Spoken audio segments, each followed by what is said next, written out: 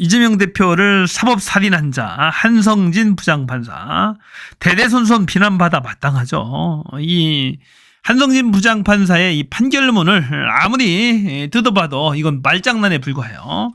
결정적 문제점을 찾았습니다. 이재명 대표의 발언이 이겁니다. 공공기관 지방 이전과 관련해서 특별법이 있는데 그 법에 따르는 의무사항이 있다. 이 국토부에서 상급기관인 국토부에서 지자체 명령을 하면 따라야 된다.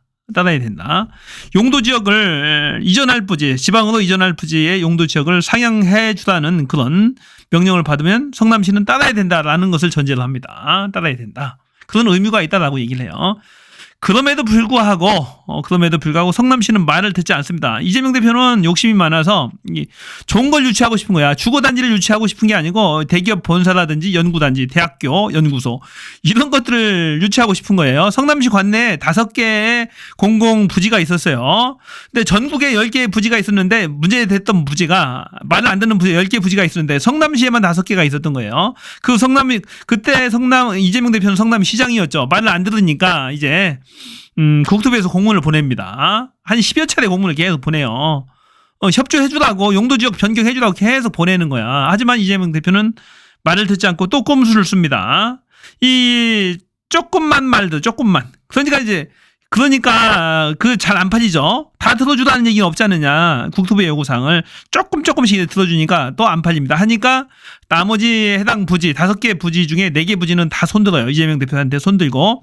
자, 연구소라든지 대기업 포사, 네이버, NHN 이런 것들을 유치를 하는 거예요. 아주 잘 됐습니다. 나머지 다 잘 됐는데 한 개가 문제가 생긴 거예요. 한 개. 식품연구원 부지가 계속 주장하는 거예요. 주거 단지를 짓겠다라고 계속 주장을 하니까 또 이때 특히 국토부에서 이 식품연구원 부지만 탁 집어가지고 또 공문을 보냅니다. 또 보내니까 이재명 대표가 얘기를 해요. 국감장에서 특히 백현동 이 부지만 탁 집어서 공문을 또 보내주라고. 그러니까 국토부의 법률에 의한 요구사항이라서 해줬다라고 합니다. 해줬다. 종상향을 해줬다. 그 용도지역을 변경해줬다라는 얘기를 합니다.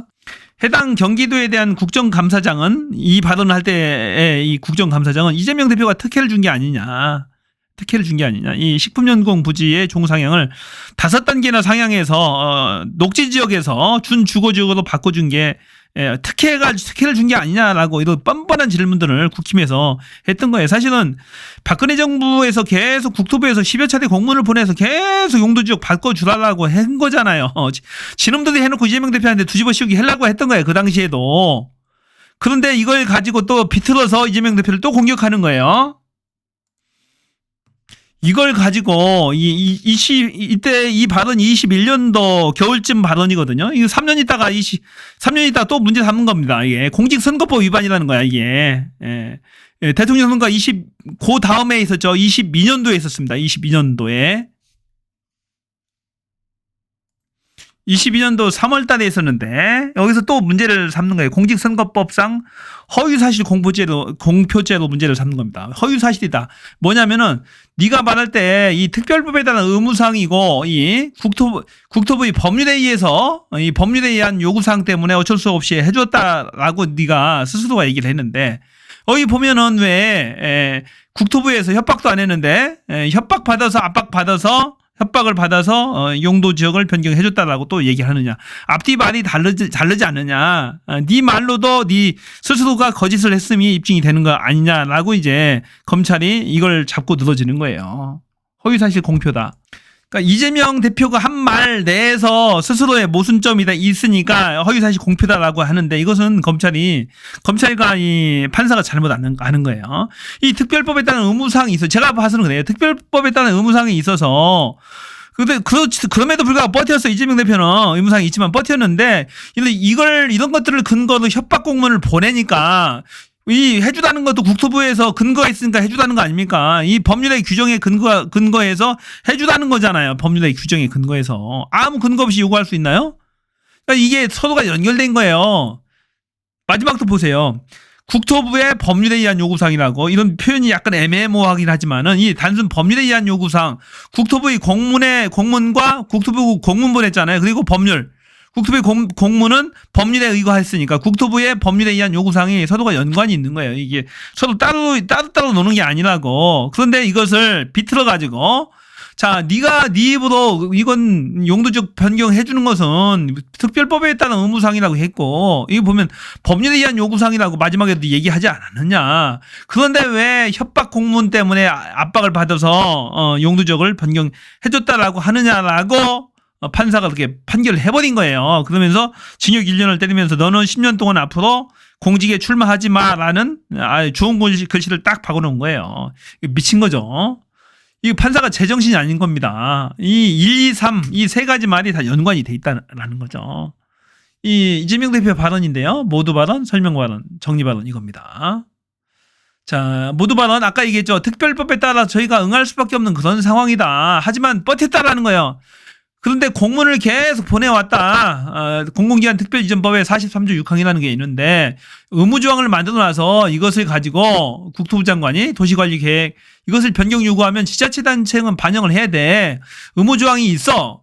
이 법을 설명해 준 거야. 이것을 가지고 만약 안 해주면은 직무유기 이런 것을 문제 삼겠다. 예를 드는 거예요. 이제 뭐 문제 삼으려 이거밖에 없으니까 직무유기 이런 것을 문제 삼겠다고 협박을 해서 제가 그때는 아이디어가 뭐냐면은 반영은 해주는데 다 해주라는 말은 없으니까 조금만 반영을 해주겠다. 이렇게 다시 기자회견을 해서 이것 사셔도 건축 허가는 안 해줍니다라고 협박하니까 이 해당 부지가 또 안 팔리는 거야. 안 팔리니까 결국에는 다 항복하고 이재명 대표가 원하는 쪽으로 다 했던 거예요. 용도적을 원하는 쪽으로 대기업 본사라든지 연구단지 등을 유치를 다 잘 했는데 식품연구원만 문제예요. 여기가 계속 말을 안 듣고 버텼던 거예요. 우리는 집을 짓겠다. 준주거지역 주상복합 짓겠다라고 계속 버텼던 거예요. 그러니까 또 다시 또 공문이 또 왔어요. 종전 부동산 활용 용도 제한 등으로 매각이 어려움이 있다. 그러니까 애로사항 해소를 위해서 적극 참여해라. 도시계획 규제를 해제하고 발굴하라. 이런 공문을 계속 보내는 거예요. 특히나 이 후단부는 이 백현동 해당 문제됐던 이 백현동 부지를 탁 집어가지고 나머지는 다 해결됐으니까 공문을 또 온 거야. 공문을 또 온 거예요. 지시공문이 다시 와서 저희가 불가피하게 용도는 바꿔주는데 그냥은 못 해주겠다.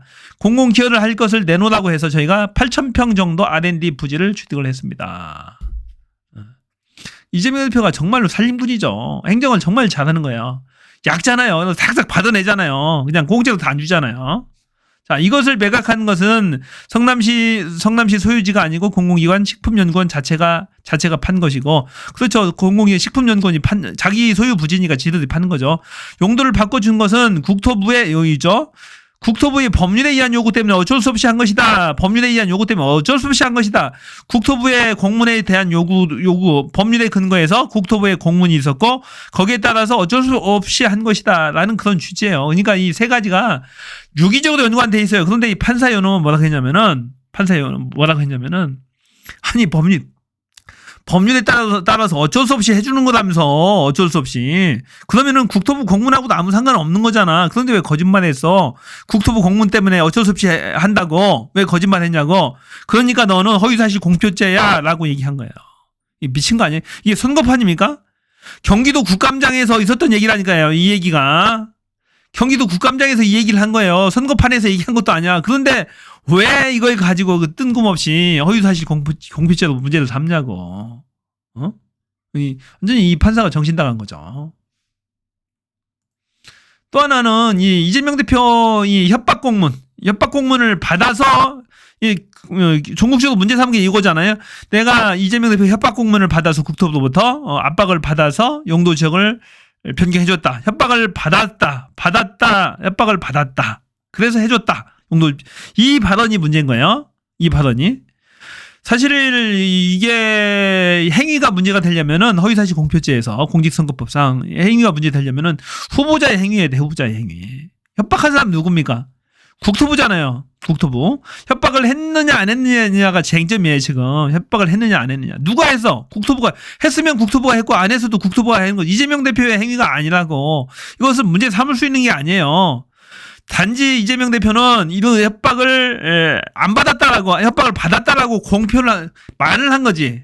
굳이 이재명 대표의 행위라고 한다면은 협박을 받았다라고 말한 것까지 문제 삼을 수 있나요? 그건 말이 안 되는 거죠. 본질은 협박을 누가 했느냐야. 협박을 있었느냐, 존재 여부. 이게 문제잖아요. 국토부가 협박한 거잖아. 이재명 대표가 협박한 게 아니야. 그걸 행위라고 볼 수 있나요? 그걸 협박을 받았다고 말하는 것을 그 행위라고 볼 수 있어요? 그걸? 그건 선거법의 취지와 전혀 안 맞아요. 이 행위는 헌법재판소도 이런 판례가 있어요. 이 행위 판단을 하려면 원래는 공직선거법상 허위사실 공표죄는 후보자의 자질 능력과 관련된 거에 대해 자질 능력. 다른 건 안 된다라고 명확하게 헌법재판소 판례에서 얘기를 하고 있어요. 자질과 능력 뭐냐면은 이 학력을 거짓으로 말하거나 공표하거나 학력, 출신지 무슨 자격증. 변호사가 아닌데 변호사라고 이제 거짓말을 한다라든지 경력, 후보자의 자질과 관련된 거에 대해 자질 능력. 그리고 행위에 관한 것은 극히 예외적인 것만. 그것도 후보자의 직접적인 행위. 그 극히 예외적인 게 뭐냐면 후보자의 자질 능력과 관련된 행위에 대한 행위. 후보자의 자질과 능력과 관련된 행위해야 된다고. 이게 후보자의 능력과 자질과 관련된 행위입니까? 이게? 국토부의 공문을 받아서 법상의 의무 조항이 있고 이런 법상 의무 조항이 있으니까 우리한테 국토부는 공문을 보냈겠지. 용도지역 빨리 변경해 주라고. 그래서 어쩔 수 없이 그 법률에 근거해서 국토부에서 공문을 보내와서 내가 협박을 받아서 해줬다라고. 이게 후보자의 능력과 자질과 관련이 있나요? 완전히 웃긴 거죠.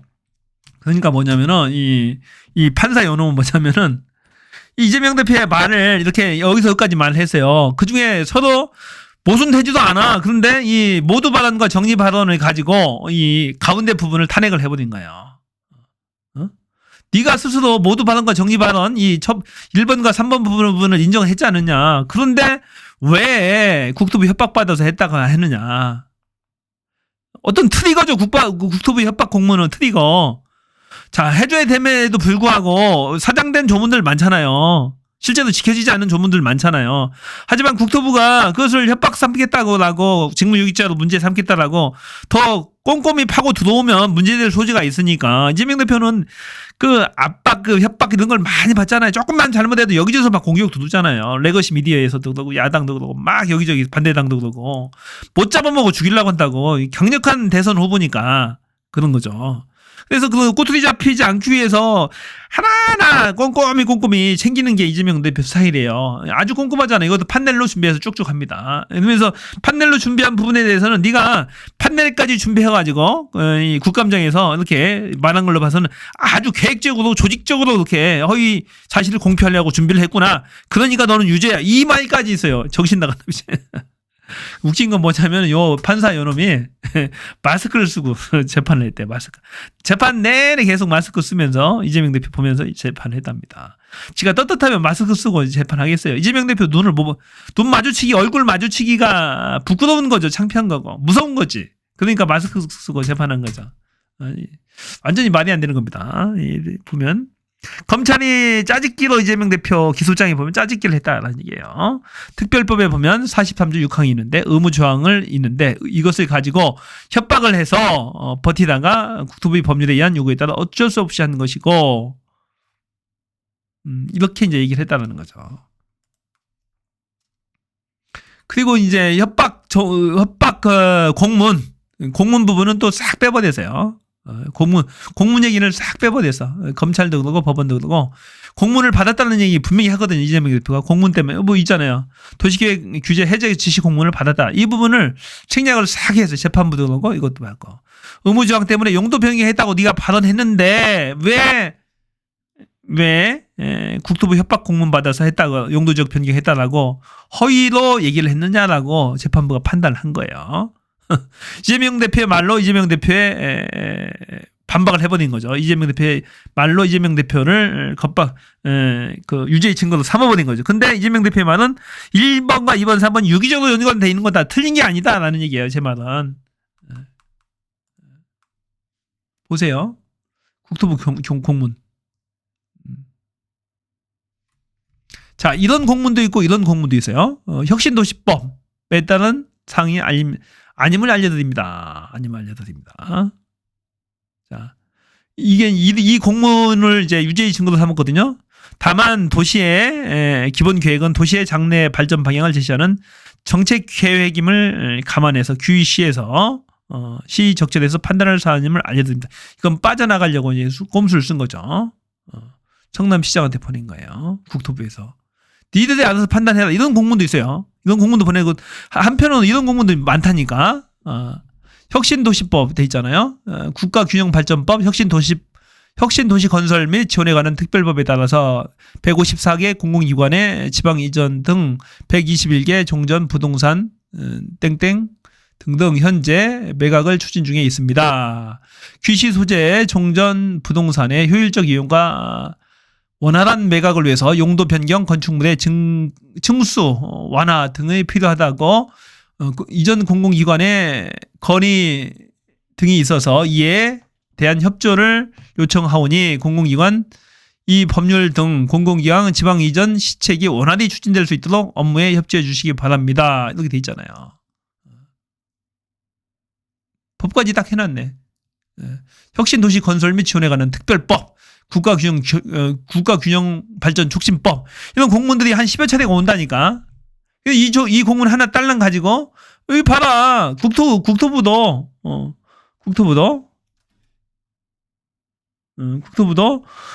이 질의에 대한 답변이에요. 질의에 대한 성남시에서 질의하니까 답변 형식으로 왔어요. 이걸 가지고 유죄 증거로 삼은 겁니다.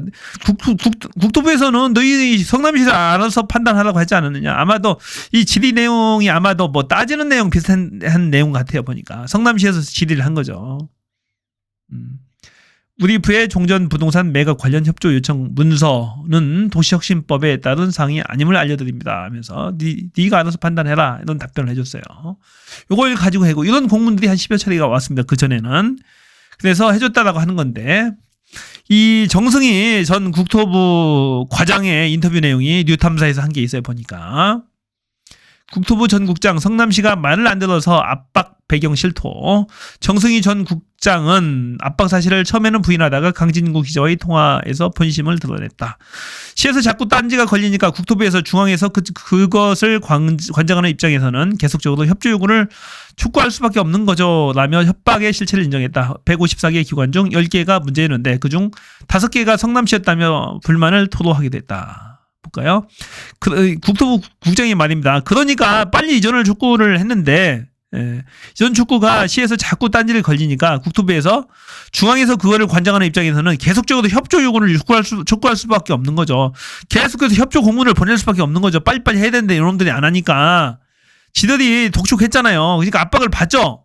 성남시 입장에서는 국토부하고 잘 지내지 안 그러면 여러 가지 브레이크 다 걸잖아요. 국제 사업에서 해당 시가 소외되고 자금 지원도 안 해주고 하면 골치 아프잖아요.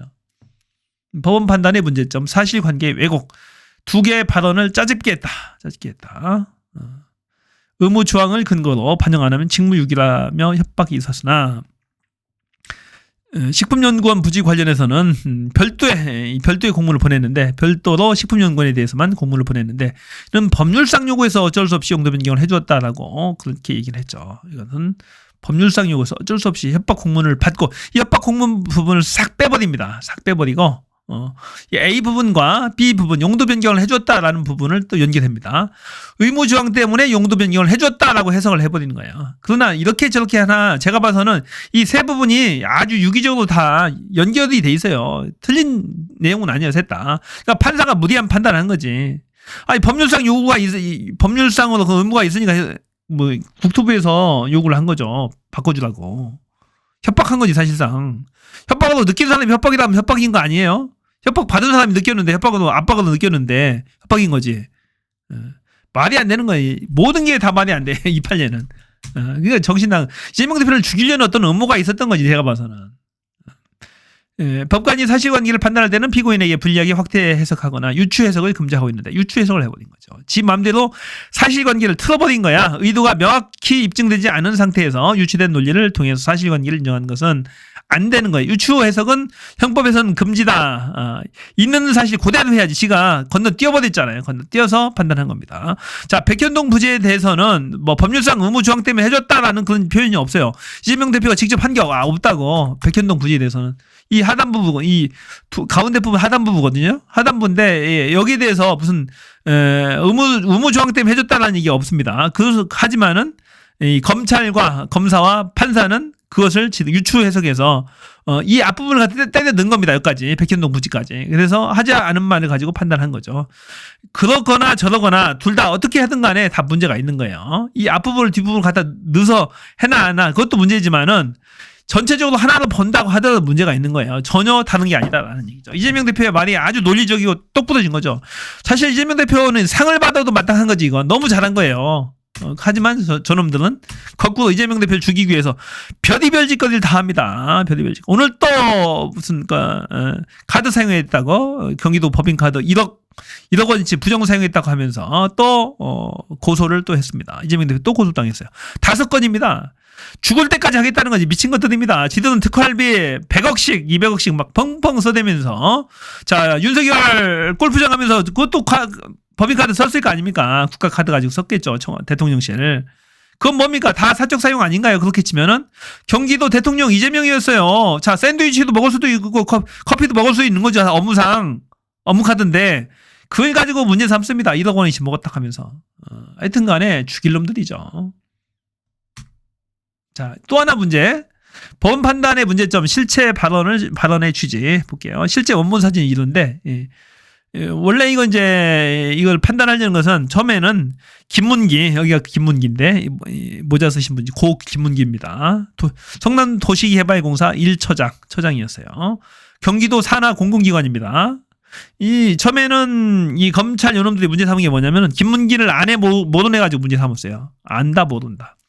아는데 모른다고 하느냐 골프까지 쳐놓고 그걸 이제 검찰을 물고 늘어졌는데 이놈들이 전략을 바꿨어. 안에 모른해가지고 하면은 이것은 주관적인 영역이라서 판단이 안 된다. 판사가 판단할 수 없다라는 것을 검찰 요놈과 법원이 알아버린 거야. 한성진이라고.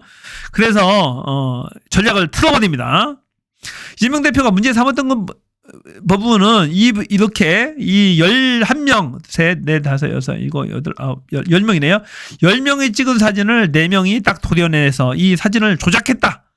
사진 조작했다라고 얘기하려는 건데 골프를 쳤네 안 쳤네 가지고 얘기한 적이 없어요. 그러니까 이게 그 판사나 검사가 하는 거 요구하는 게 이거예요. 처음에는 김문기를 안에 모른해 가지고 따지다가 이거 가지고 안 되게 생겼으니까 골프를 쳤네 안 쳤네 이건 사실이잖아요. 골프를 친 건 어떤 행위잖아. 행위에 있어서 거짓말을 하면 안 된다는 거죠. 행위에 있어서 거짓말. 그런데 제가 아까 얘기했잖아요. 행위에 있어서 거짓말. 후보자의 자질과 능력과 관련된 부분과 한정해서만 해야 된다는 게 헌법재판소 판례야.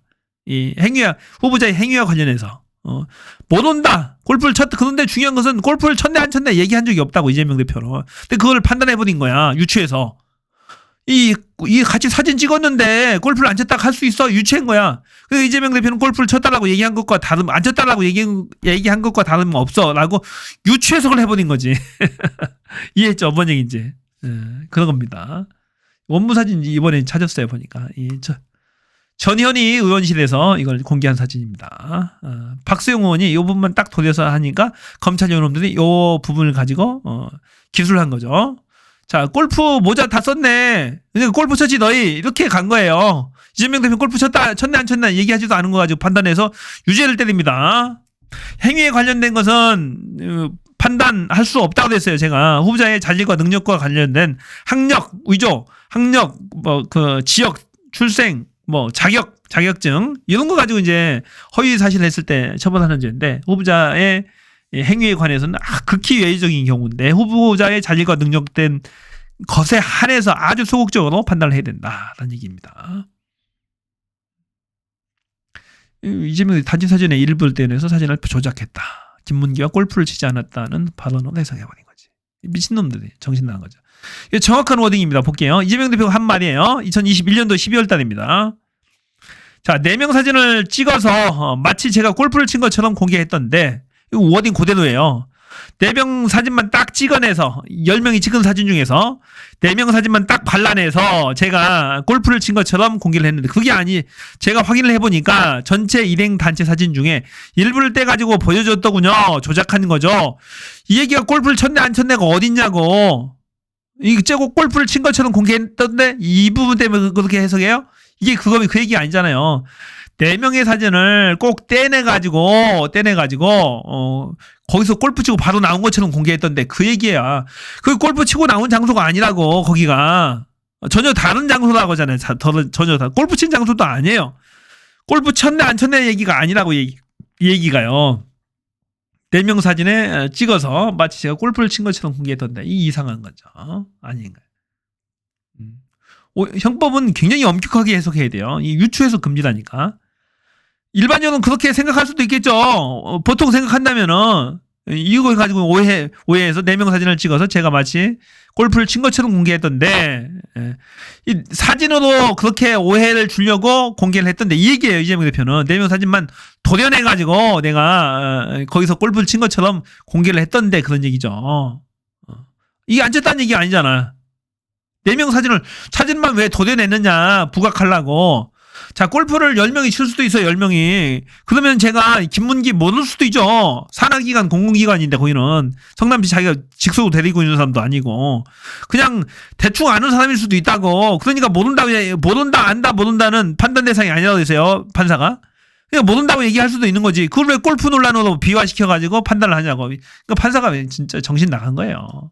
제대로 된 판사가 아니지. 음모가 있는 거지 뭐. 김문기 사진 조작된 것처럼 주장했다. 자, 헌법재판소 판례 한번 보세요. 헌법재판소원 21년도 2월 25일 판지. 허위사실 공표금지. 자, 이 굉장히 중요한 거 이게 헌법재판소나 대법원에서 판례가 있으면 그대로 판단을 해야 되는데 이 판사 요놈이 비틀어버린 거예요. 자, 허위사실 공표의 대상이 되는 후보자의 행위라는 것은 후보자의 자질과 능력 등으로 선거인의 판단에 영향을 줄 수 있는 것으로 제한되며 골프를 쳤냐 안 쳤냐가 후보자의 자질 능력과 관련이 있나요? 전혀 아니죠. 아니에요. 자, 국토부의 공문을 받아서 압박을 받아서 내가 용도 변경을 해줬다. 이게 후보자의 자질과 능력과 관련 있는 부분이에요? 이거 고등법원 대법원 가면 다 깨지지. 판사가 뇌물 먹지 않으면은 이 판사가 이상한 판사라니까 중간에 박혀가지고. 한동훈이 뭐 동기라고 하잖아요. 보니까 한동훈이가 유죄 나올 거 알면서 막 떠드는 것처럼 막 됐잖아요. 공표된 내용이 전체적으로 객관적 사실과 일치하면 세부적인 과장이나 차이는 허위 사실로 간주되지 않는다. 전체적인 내용이 객관적 사실과 일치하면 세부적인 과장이나 차이도 봐준다는 거예요. 이런 선거의 공정성을 보장하기 위한 적합한 거다라는 얘기죠. 자, 후보자의 자질이나 능력과 같이 선거인들이 공정한 판단에 영향을 미칠 수 있는 중요한 사항만이 규정이 다 중요한 거. 골프를 쳤냐 안 쳤냐는 곁가지라니까 중요한 사항이 아니야. 그게 왜 중요하냐고. 아무것도 중요한 거. 이재명 대표와 대장동 관련 연관도 하나도 없는 걸로 다 나오잖아요. 이 김문기가 대장동 사건에 여러 역할들을 했다라는 거잖아요. 그건 김문기가 안에 모든 아무 관련된 게 아니라고 이재명 대표하고는. 사소한 사항에 대한 허위 공표가 문제되었다면 이는 문제가 되지 않는다는 얘기예요. 허위 사실 판단 시 전체적인 사실의 취지가 객관적 사실과 대체로 일치하면 세부적인 과정이나 약간의 차이를 허위 사실로 간주할 수는 없다. 이재명 대표는 처벌할 수 없는 거지. 판례에 하면은. 자, 대법원 또 판결 내용 하나 볼게요. 자, 대법원은 후보자가 토론에서 상대의 질문에 답하는 과정에서 한 발언이 즉흥적인 상황에서 나온 표현이라면 이를 모두 허위사실로 처벌하기는 어렵다. 즉 주요 행위에 대해서 고의적으로 유권자를 속이기 위해 적극적으로 허위사실을 유포한 경우에 법적으로 처벌, 이 고의성이나 적극성은 헌재에서 밝힌 인식이 아닌 행위를 전제로 해야 된다라는 얘기죠. 인식은 처벌할 수 없다. 단지 행위만 처벌할 수 있다는 얘기예요. 행위만. 특히 후보 토론회나 TV 토론회 또 인터뷰, TV 인터뷰 이런 데서 나온 것은 처벌할 수 없다는 원칙적으로. 인식은 안에 모르는 인식은 또 처벌할 수 없다. 행위도 뭐야? 행위도 처벌할 수 있는데 아주 고의성이 입증이 돼요. 고의성이 입증되고 또 후보자의 자질과 능력과 관련된 한정된 경우에만 이제 할 수 있는 거예요. 이재명 대표는 어떤 경우든 간에 할 수가 없다는 얘기죠. 이 김문기를 아내 보도네 골프를 쳤네 안 쳤네 이 발언 김문기를 아내 보도네 요 발언도 이거 TV 인터뷰 과정에서 채널 A TV 인터뷰 과정에서 한 얘기예요. 그러니까 이런 인터뷰 과정에서는 즉석에서 질문들이 이것저것 쏟아져 나오기 때문에 후보자가 충분한 표현의 자유를 주기 위해서 자유롭게 해라. 처벌하지 않겠다라는 게 판례 태도예요. 안 그러면은 이거 표현의 자유가 너무 제한돼서 안 된다는 얘기입니다. 완전히 고의성이 입증되는 경우에만 이건 이제 할 수 있다는 얘기죠. 처벌할 수 있다. 그것도 후보자의 자질과 능력과 관련된 부분에 한정해서 할 수 있다는 얘기입니다. 그래서 이 판례가 이 판사 한성진 부장판사 정말로 이거 사법살인 대대손손 비난받을 판례입니다. 뭔가 있어요. 한동훈이가 그토록 기다렸잖아요. 징역 1년, 2년 노래 부르면서 주진우도 그러고 이미 다 알았다는 듯이 사법 리스크 하면서 이거 판결하면 끝나 내가 대통령 돼 이런 스탠스도 접근했어요. 한동훈이가 정말로 나쁘죠. 정말로 지 앞가림도 못해요. 지금 그 댓글 공작하고 글 쓰고 국힘 게시판 국회 사건이 뭐 터졌잖아요. 한동훈 가족이 다 썼답니다. 거의. 예. 한동훈 가족이 다 쓴 것 같아요. 99% 저는 확실합니다. 한동훈 가족이 한 700여 개의 글을 썼어요. 글을 써서 윤석열, 김건희를 마구 비난하는 글들을 써가지고 지금 아주 곤란을 겪고 있죠. 걔네들이 다 확정된 것처럼 이거 징역형을 다 알고 있는 것처럼 했는데 판결문을 뜯어보니까 엉터리 판결문이야. 나올 수 없는 그런 짜집기 판결을 한 거야. 도저히 있을 수 없는 거. 1, 2, 3의 이 이재명 대표 발언 내용이 다 아무 문제가 없어요. 아무 문제가 없고 오히려 상을 줘야 되는데도 불구하고 어떻게 정말로 이렇게 훌륭한 지방자치단체장 있냐고. 국수부 이놈들이 미친놈들이지. 용도병역을 마구 해주라는 거야. 마구 해주라고 공문 막 보냈잖아요. 이것저것 해주라고. 원하는 대로 해주라고. 그래놓고는 이재명 대표한테 특혜를 줬느니 뭐 했느니 국힘당에 뒤집어 씌우는 거예요. 급기야는 공직선거법 위반죄로 걸고 넘어지는 겁니다. 그러면은 TV토론을 어떻게 하겠어요. 이거 가지고 이 정도 발언 가지고 문제를 삼으면 할 수 없는 거예요. 이거 100% 무죄입니다. 무죄. 고등법원 대법원에서 뒤집어질 거예요. 정말로 미친 자들입니다. 이 검찰 독재 공격의 민낯이다. 자, 여기까지요.